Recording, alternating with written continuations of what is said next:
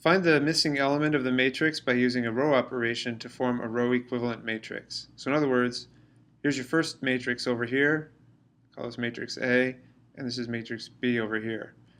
So the question is asking, and its wording is kind of technical, but how do you go from matrix A to matrix B? Well, notice in matrix B there's a 0, an 8, and a we don't know. We're trying to find that missing number. But what row operation could be done to make this become a 0 and an 8? Well, typically with row operations, when you're reducing to row echelon form, you're going to multiply some amount of A and then add to B. So how do you get a 0? Well, what if we did 3 times row 1 and then added to row 2? Well, let's see what happens.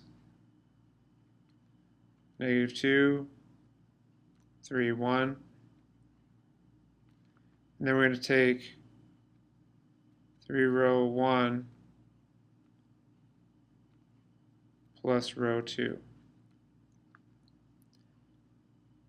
So we're just going to take all these numbers for row 1, multiply them by 3, and then add to the row 2.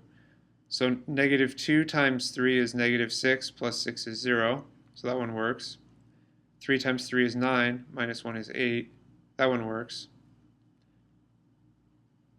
3 times 1 is 3, plus 4 is 7. Okay, so that actually worked out great.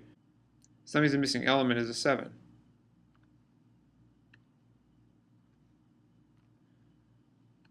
And my process here was I was trying to figure the row operation for how you would turn the 6 to a 0. And then once found that row operation, this worked out pretty easily. So if you can find the row operation, you should be able to find the missing element pretty quickly.